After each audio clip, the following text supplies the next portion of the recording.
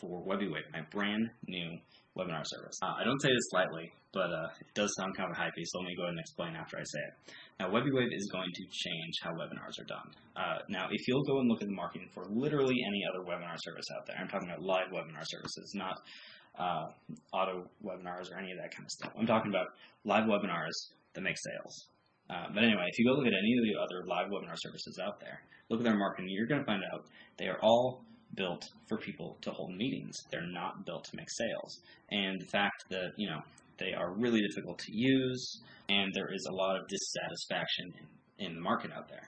Go look up anything about GoToWebinar, go into any of the big Facebook groups, and you'll see people again and again and again posting about issue after issue after issue with these services, because they're not built for us. They're built for people who are corporate, people who sit in their office all day. When we use webinars, all we're doing is using them to sell. We need a simple solution. And this is a service that people are going to want to get in. People are paying $400+ a month for, tiny little rooms on GoToWebinar. I could go on and on and on about the problems with all these other services, but instead, why don't I just show you what WebiWave does best? Sell. So this is what people see when they first go to the webinar page. So for now, I have not started the webinar, so this is what they see. The training hasn't started yet, please. So all web-based, you don't have to worry about anything, completely hosted on, everything's taken care of on my end. All you have to do is fill in some fields, and that's it. So the page that you're creating, when it's created, it's spit out and it's being hosted on the purchaser hosting, or where's the hosting? It's hosted on WebiWave.com. Ah, interesting.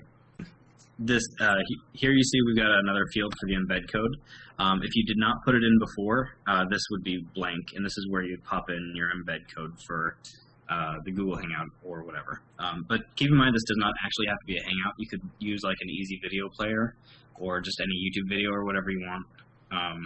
So if you just want to use this for replays, you could totally do that.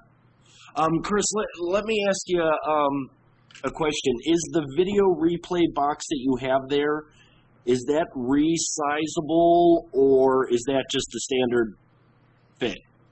It's resizable. It's resizable as far as programming goes, but I don't have it built to resize. The way I have it built right now is it just fits the width of this white box that I got here. Okay. However, if I were to make the box bigger or smaller, it would fit whatever. But I think the biggest thing, and one of the issues I've always had with GoToWebinar and stuff like that, is the fact that they don't let you send your users directly to the Buy Now page or whatever. Which I was never a huge fan of. They have to go and type in the URL or whatever. Right. That's not the case here. Watch this. So you can decide exactly when to drop that button. Like it's exactly. A click of a button. You don't have to program or time anything. You can just go, blip, there it is. Exactly. And I was just wondering, when you hit, your call to action, your buy button, people are going to have to scroll down. They're not going to actually see it just like pop in. You know what I mean?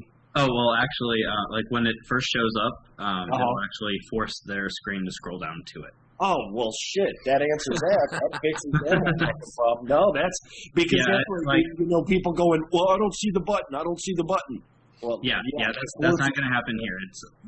Nice. There's like a 5-second delay between when you hit the button and it'll automatically show the button down at the bottom, and it'll force their screen to slide down to it. And how are you guys handling like server stress? I mean, because there's actually very little server stress with this kind of stuff. Because really, I know. Yeah. All the heavy lifting is being handled by Google Hangouts or whoever you're hosting your video through. Okay, so YouTube would be doing most of our shit. Exactly. So all that's really happening on the server is little tiny requests going back and forth between the user's end and my server. Now, are you the coder for this? Yeah. No, I forgot to tell you, Chris Ramsey's kind of a programming whiz. Like he won't say it. He won't say that he's a programming whiz, but I will.